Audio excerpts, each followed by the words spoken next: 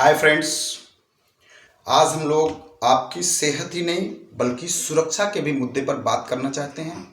यह मुद्दा है महाकुंभ में मौनी अमावस्या और बसंत पंचमी के अवसर पर होने वाले अमृत स्नान के विषय में। दोस्तों, आज हमने जो ट्रैफिक देखी वो बहुत ही भयावह थी। जो बस्ती में बहुत सारे ट्रैफिक्स हैं और बहुत सारे रास्तों को डाइवर्ट किया गया है। ऐसी परिस्थितियों को दृष्टिगत रखते हुए मैं आप लोगों को कुछ टिप्स बता रहा हूं जो आपको प्रयागराज में संगम में स्नान जाने के लिए हो सकता बहुत कारगर सिद्ध हों। और उसमें से एक टिप्स है जो बहुत कहा जाता है पहले से कि सफ़र में सामान और दिल में अरमान बहुत कम रखने चाहिए। तो दोस्तों, वहाँ जाने पर भीड़ इतनी ज़्यादा है कि हो सकता है कि आपको 18 से 20 किलोमीटर 25 किलोमीटर पैदल चलना पड़े।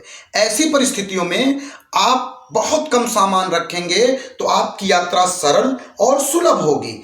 दूसरी चीज़, अगर आप वृद्ध हैं, ज़्यादा भीड़ में अपने खुद को असहज महसूस करते हैं, तो आप बसंत पंचमी के बाद स्नान करने का विचार बनाएं। भीड़ में अब इस समय भीड़ बहुत ज़्यादा है, आज की स्थिति काफ़ी बेकाबू है, तो मौनी अमावस्या पर और ज़्यादा रहेगी। इसलिए दोस्तों, मैं चाहूँगा कि संगम पर स्नान करने की चाह रखने वाले लोगों के लिए ये कहूँगा कि आप मुख्य स्नान पर्व को छोड़कर किसी सामान्य दिन में आकर स्नान करें तो वो त्रिवेणी पर स्नान कर सकते हैं। होल्ड करो।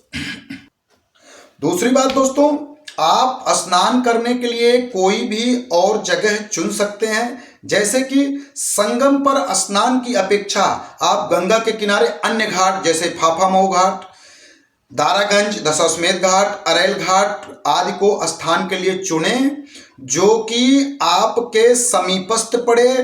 तीसरी चीज है, सेक्टर 4 से लेकर के दारागंज से लेकर बघाड़ा सलोरी होते हुए तेलियरगंज तक, सेक्टर 10 और झूसी साइड सेक्टर 11 से लेकर के 20 तक भंडारे एवं रुकने की निःशुल्क व्यवस्था है जिसका लाभ आप ले सकते हैं।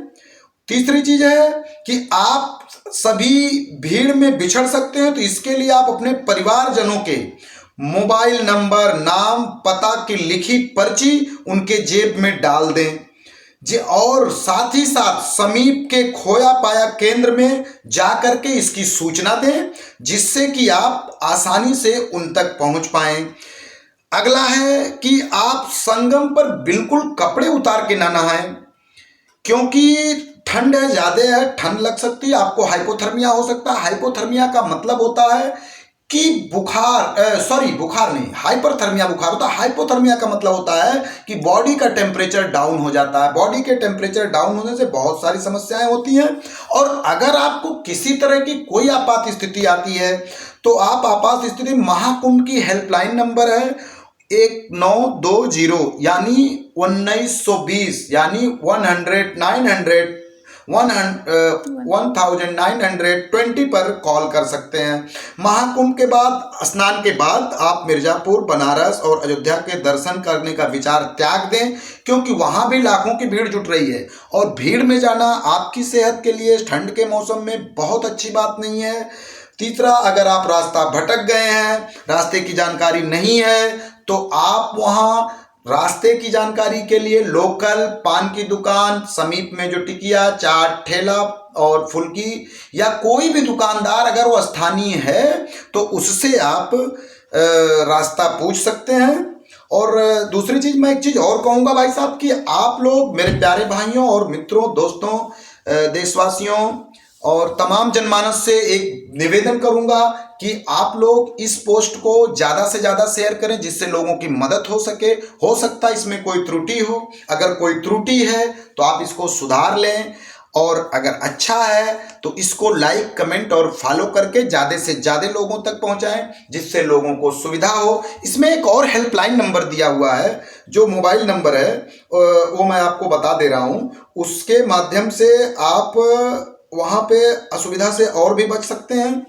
यदि कोई आपके ऑटो रिक्शा चालक है या फिर रिक्शा वाला है या लोकल आपको घुमाने वाला है, वह आपसे अगर ज़्यादा पैसे मांगता है। या फिर हमारे एक गुरुजी थे, तो वो हम लोग मैथ सॉल्व करते थे तो हमेशा हम लोगों से कहते थे कि तुम इलाहाबाद के रिक्शवान हो गए हो, क्योंकि जब हम कई स्टेप्स में चलते थे। तो उसके लिए एक नंबर दिया हुआ है 8090020585। इस नंबर पर आप जो है इसकी शिकायत कर सकते हैं, कोई अगर आपको भटका रहा है। भव्य कुंभ, दिव्य कुंभ और डिजिटल कुंभ की आप लोगों को ढेर सारी हार्दिक शुभकामनाएं। धन्यवाद। जय हिंद, जय भारत, जय श्री राम।